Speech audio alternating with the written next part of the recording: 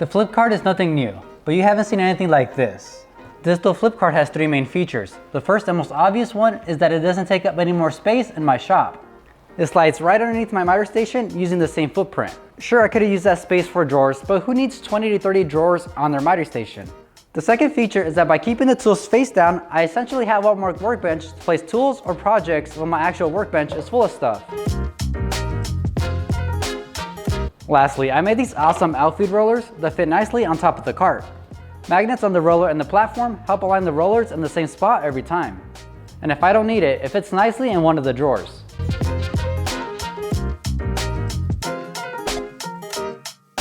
By the way, this is a two-part video. In part one, we build a miter station that folds down to give me a large flat working area.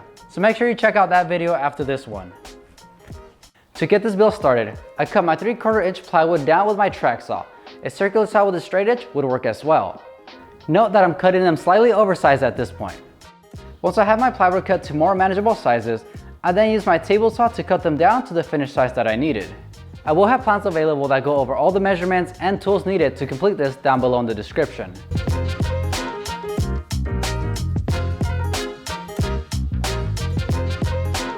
Once I had my plywood cut to the correct size, I started assembling. I am using simple butt joints to put this together, adding some glue and brad nails to hold it in place.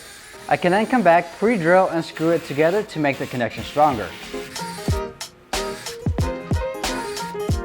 The Rockwell 90-degree clamp came in extremely helpful for this application.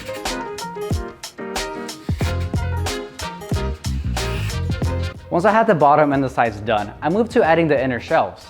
These shelves will add more structural integrity to the whole cart and give me an opening for small drawers. I was able to secure the first shelf with screws coming in from the side. Unfortunately, for the second shelf, I had to use pocket holes.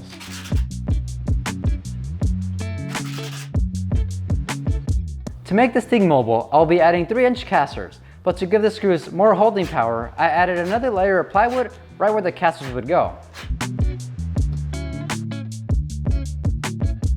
The casters and everything else used in this video will be linked down below in the description.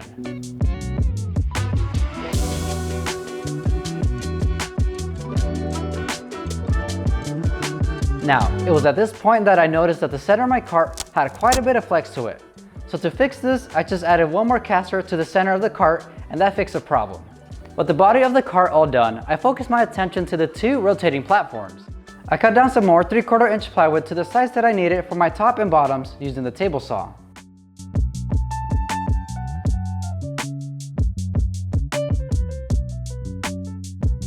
I picked up a 1/2-inch iron pipe and found the actual dimensions for the outside diameter of the pipe.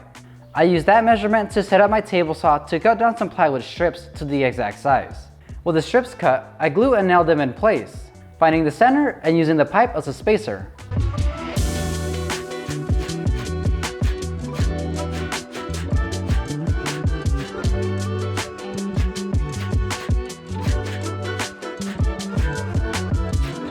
I also added some plywood backing where my tool would get screwed down on the platform.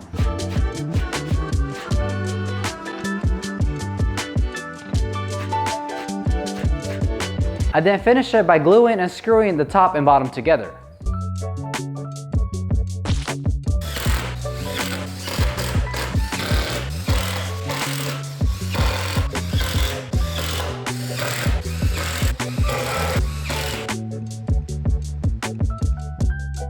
With my platform done, I began to drill on the side of my cart to allow the iron pipe to slide in, making sure I am drilling in the center and the correct distance from the top of my cart.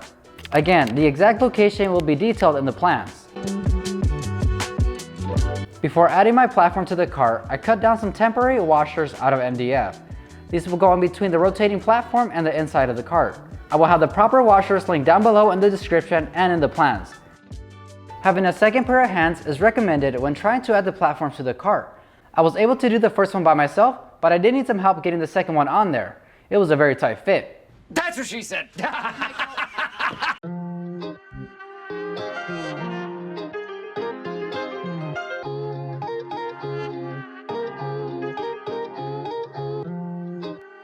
To lock the pipe in, I capped one side off with a piece of plywood that had a 3/4 inch hole drilled halfway into it, and used a pipe cap on the other end. With the car on its side, I attached the front panel with glue and brad nails. This part is optional if you want to save money, but it looks way better when it's stored away if it has a front panel.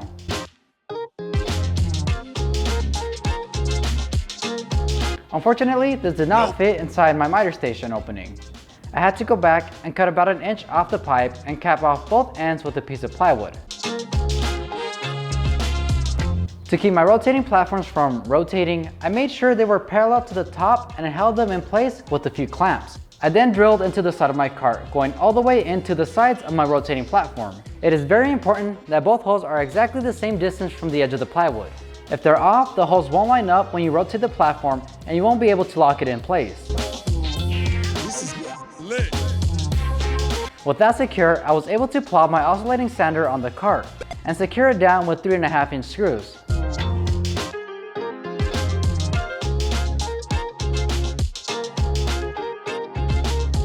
The planer was next, and the location of the planer needed to be on the left side of the cart, since my off-feed table for my planer cannot fold up due to the dust chute.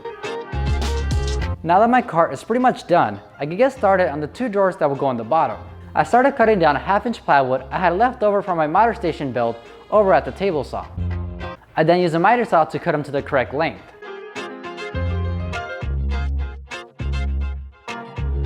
For the drawer boxes, I glued and held them in place with brad nails until I could add pocket hole screws. This is shop furniture, so nothing crazy.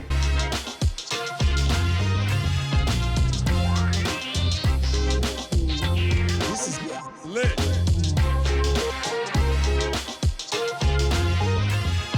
Since my camera had overheated again, I added my drawer slides to my cart and boxes off camera and gave it a test fit. I used a 1/4-inch spacer attaching my drawer fronts, making sure they are lined up with the upper plywood piece.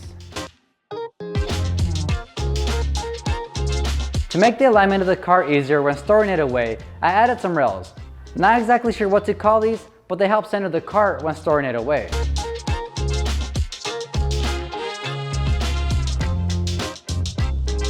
All that was left to do at this point was to paint it.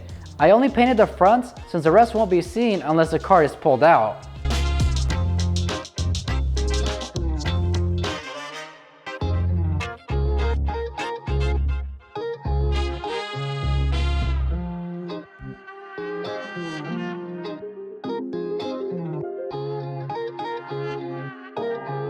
I also added these strips to the side of my opening to eliminate the gaps in between the cabinet and the flip cart.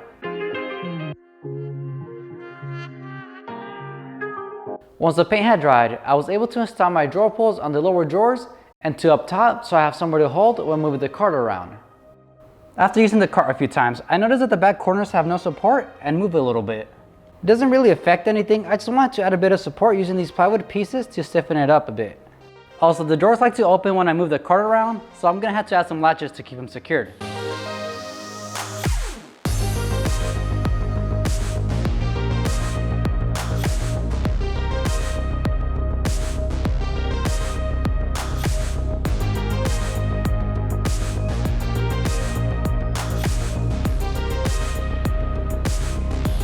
If you like shop builds like this one, then go ahead and check out this video. And if you missed part 1, it's right here for you to watch. I can't click it for you. It's right here.